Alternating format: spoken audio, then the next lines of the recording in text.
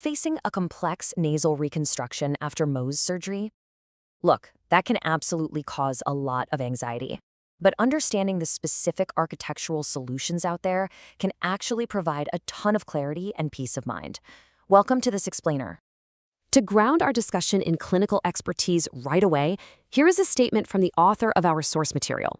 Quote, Thomas L. H. Hocker, MD, MPill, is a triple board-certified dermatologist, Mohs surgeon, and dermatopathologist whose teaching focuses on translating complex evidence into useful decisions for patients and clinicians.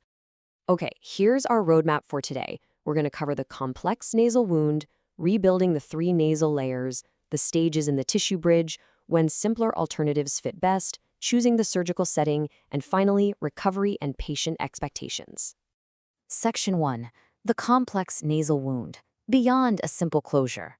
So when we're talking about a defect on the nose after skin cancer removal, we have to recognize that some wounds are just too broad, too deep, or involve structurally important subunits for a simple closure to do the trick. That's where a paramedian forehead flap comes in. It's essentially a staged nasal reconstruction that moves well-vascularized forehead skin to the nose on a living blood supply.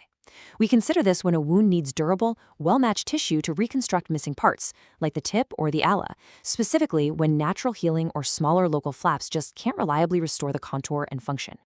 Section 2. Rebuilding the 3 nasal layers, the architectural blueprint. To really grasp why this surgery is done, you kind of have to think of the nose as a complex 3-dimensional structure.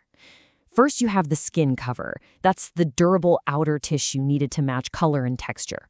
Second, there's the structural support, which is the cartilage required to maintain the contour and keep the nostril shape open. And third is the internal lining that actually defines the airway. Now, this is absolutely crucial.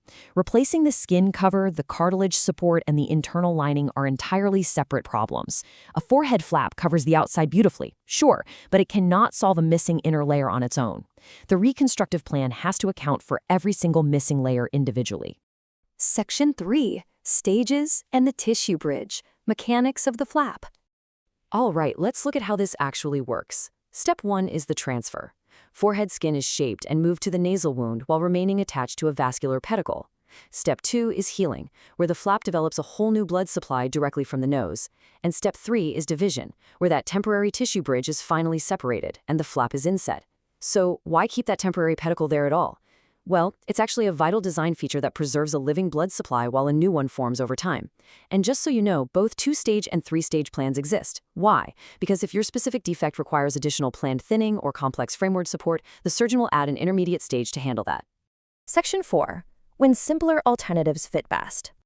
Now, a vital concept to grasp here is that a forehead flap is definitely not universally required. It's not the default. The overarching goal is always to choose the least burdensome repair that reliably restores what's missing. In fact, many nasal wounds are better served by simpler options. For instance, second intention healing might be a great fit for selected shallow wounds where contraction preserves the contour. Direct closure is often appropriate for smaller wounds with safe tension. A skin graft could be selected for surface defects if the color and contour trade-offs are acceptable. And a local flap can cover moderate defects without distorting nearby skin. The plan is highly individualized based on the specific defect rather than relying on any universal rules. Section 5. Choosing the surgical setting, safety, and patient selection. So where do these staged procedures take place? A highly specific data point from our source material highlights a prospective cohort of exactly 39 selected outpatient staged flaps, all performed under local anesthesia. This evidence enforces a strict boundary for us. It absolutely supports feasibility for appropriately selected patients in an office setting. But it is definitely not a universal rule implying that every single forehead flap belongs in an office.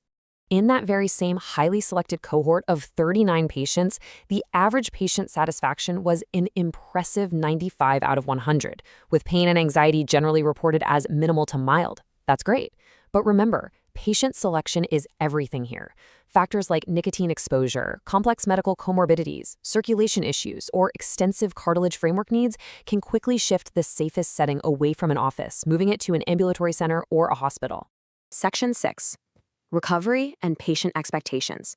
The healing horizon. Setting realistic expectations about what a patient will experience during the healing horizon really helps manage anxiety. During the early stages, that temporary tissue bridge is visible. And keep in mind, this early appearance is distinctly not the final result. Post-division, after the bridge is separated, the nose and the forehead will actually continue to change and settle. And looking out to the 1-year mark and beyond, the evidence strictly demonstrates that scar appearance and facial quality of life measures can continue to improve for at least a year after facial Mohs surgery. Healing is truly a long-term process. Now, when it comes to recovery, here is the absolute most important takeaway. Strictly follow your treating team's repair-specific instructions and their exact contact plan.